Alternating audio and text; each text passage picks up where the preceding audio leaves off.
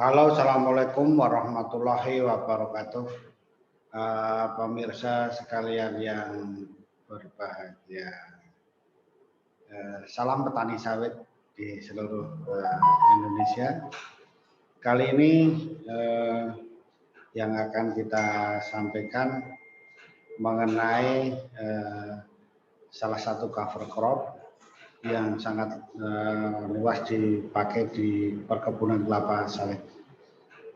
Baik di Indonesia, Malaysia itu sering digunakan, yaitu Mucuna bracteata atau mucuna. Jadi mucuna ini mempunyai banyak kelebihan sebagai cover crop. Yang paling utama adalah pertumbuhannya yang sangat cepat. Jadi per hari bisa mencapai 15 cm, sangat cepat. Dengan demikian nanti akan menghasilkan biomasa bahan organik yang sangat banyak. Oleh karena itu sebagai cover crop dia akan memberikan manfaat penutupannya yang cepat, tadi bahan organik, kemudian juga akan memberikan kelembapan yang bagus. Maaf, kemudian tentunya akan mengendalikan guma, kemudian akan mengurangi erosi.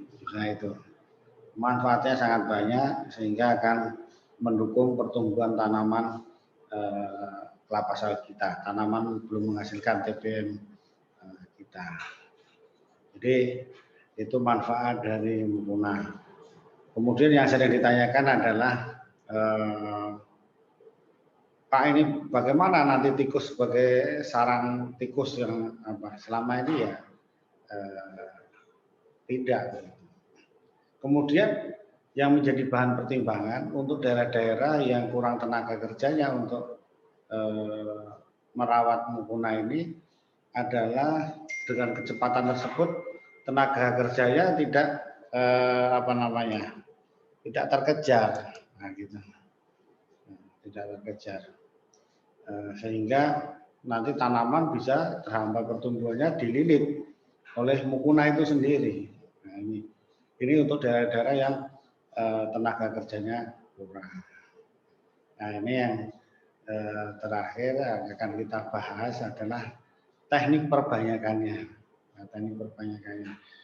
Jadi perbanyakannya ini yang pertama biasanya dengan menggunakan biji.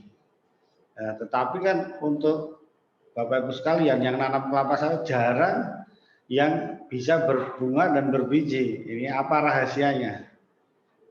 Apa rahasianya? Jadi kan kalau sekali beli terus kemudian diperbanyak dengan biji itu kan lebih enak sebenarnya kan begitu. Tetapi untuk di kebun sawit biasanya mucuna ini tidak menghasilkan biji. Nah, sehingga perbanyakannya dengan melakukan stek, ya, dengan stek susu. Akhirnya ditekuk dulu di lapangan, yang nanti menghasilkan akar baru dipotong, atau stek biasa, tapi disungkupnya. Yang akan kita jawab lagi, bahwa tadi perbanyakan biji, tapi ada syaratnya. Ya, jadi Mucuna bracteata ini akan menghasilkan biji jika ditanam di ketinggian. Nah, itu ketinggian ya kira-kira 1.200 sampai 1.300 meter di atas permukaan laut dingin. Nah ini sehingga akan menghasilkan biji. Nah, gitu. Jadi ini kan tips yang pertama itu dari ketinggian atau dengan suhu yang dingin tadi. Oleh karena itu kami gambarnya ini yang kami sampaikan. Jadi ini di Cibuni di Jawa Barat sana ini ada nanam Mucuna bracteata di ketinggian 1.300 meter di atas permukaan laut dan hasilnya berbuah gitu.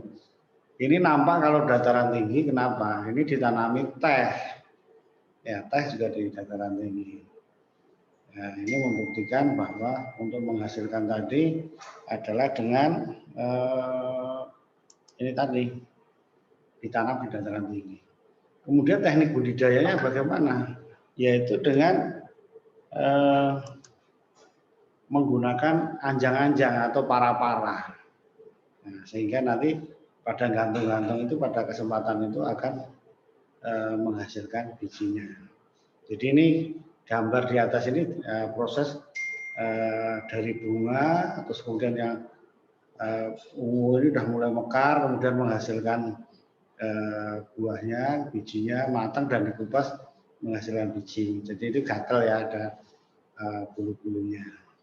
Itulah biji yang dihasilkan mukuna di dataran tinggi. Tapi nanti juga waktu mau nanam juga harus dipecahkan dormansinya, digosok-gosok di dekat embrio itu supaya mudah keluar. Demikian kali ini bahasan mengenai budidaya mukuna bracteata. Terima kasih, mudah-mudahan bermanfaat. Assalamualaikum warahmatullahi wabarakatuh.